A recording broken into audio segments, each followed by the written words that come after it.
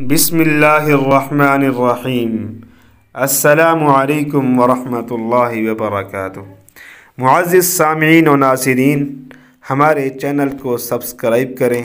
اور bell icon ضرور دبا دیں تاکہ ہماری ہر آنے والی نئی ویڈیو سب سے پہلے آپ کو ملے۔ حضرت عمر فاروق رضی اللہ تعالی عنہ کے دور خلافت میں حضرات صحابہ کرام نے محمد عربی صلی اللہ علیہ وسلم کی عظیم الشان پیشین گوئی کے مطابق شاہ ایران کے کسریٰ کے محل کی اینٹ سے اینٹ بجا دی اور نہتے ہونے کے باوجود اپنی ایمانی قوت اور توکل علی اللہ اور اعتماد علی اللہ کی برکت سے حیرت انگیز ریکارڈ قائم کر دیا۔ یہ محل اس عظیم حکومت کا بنایا ہوا تھا جس کے جاہ و جلال سے کبھی روم کے محلات لرزا کرتے تھے، مگر صحابہ کرام نے اس طاقت کے غرور کو خاک میں ملا دیا۔ اس محل کی ایک دیوار اب تک باقی ہے اور بوسیدگی اور فرسودگی کے باوجود شان و شوکت کی ایک تصویر نظر آتی ہے اور اس قدر مضبوط اور مستحکم ہے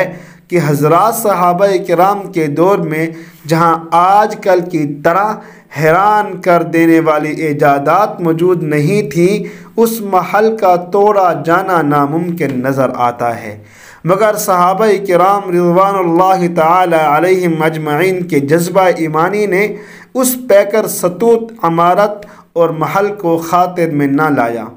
خلیفہ منصور نے اپنے دور خلافت میں چاہا کہ کسریٰ کے محل کی اس موجودہ دیوار کو توڑ کر اس کے ملبے سے حاصل ہونے والی رقم سے فائدہ اٹھایا جائے۔ اس نے مشورہ کیا اور سبھی مشیروں نے بادشاہ کی حامی بھر لی،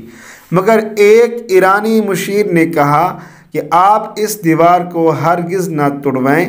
کیونکہ بعد کے لوگ جب دیکھیں گے کہ صحابہ کرام نے ظاہری ضعف اور کمزوری کے باوجود اور اس ایوان کے بادشاہ کے جلال و جبروت کے باوجود اس کو مقہور و مغلوب کر دیا، تو ان کو کوئی شک نہ ہوگا کہ یہ سب اللہ کے حکم سے ہوا ہے اور اللہ ہی کی ان کے ساتھ تائید اور نصرت رہی ہے۔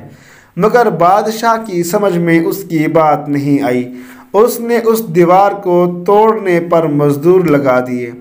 مگر چند ہی دنوں میں اندازہ ہو گیا کہ اس دیوار کو توڑنے پر جتنا خرچ آئے گا اس کا 10واں حصہ بھی اس کے ملبے سے حاصل نہ ہوگا، کیونکہ وہ انتہائی مضبوط اور مستحکم ہے۔ اس لیے بادشاہ نے اس کام کو رکوانے کا ارادہ کیا، مگر کام کو رکوانے سے پہلے اس نے اپنے اسی ایرانی مشیر کو پھر بلایا اور صورتحال کو رکھ کر مشورہ لیا، تو مشیر نے کہا کہ آپ اس کام کو ہرگز نہ رکوائیں، اور کہا کہ میں نے پہلے جو مشورہ دیا تھا کہ آپ اس دیوار کو نہ توڑوائیں، اس کی وجہ یہ تھی کہ اس دیوار کے باقی رہنے سے صحابہ کرام کی ایمانی قوت و طاقت کا اندازہ بعد میں آنے والوں کو ہوگا کہ ایسے مضبوط محل کو چند صحابہ کرام نے کس طرح توڑا ہوگا۔ اور اب میں جو مشورہ دے رہا ہوں کہ آپ اس کام کو نہ رکوائیں، وہ اس لیے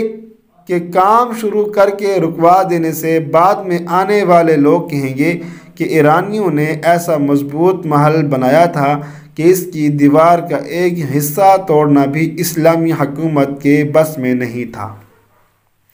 علامہ ابن خلدون نے مقدمہ میں لکھا ہے کہ ایک بار ہارون رشید نے اس دیوار کو ڈھانے کا ارادہ کیا تھا اور اس پر مزدور لگا دیے اور اس سلسلے میں کام بھی شروع ہو گیا، مگر لگے ہوئے مزدور اس کے ڈھانے سے عاجز آ گئے۔ ابن خلدون فرماتے ہیں کہ غور کیجئے کہ وہ حکومت کس قدر طاقتور ہوگی جس نے ایسی عمارت بنوائی جس کے ڈھانے سے دوسری حکومتیں عاجز آ گئیں، حالانکہ بنانا دشوار ہوتا ہے اور ڈھانا آسان ہوتا ہے۔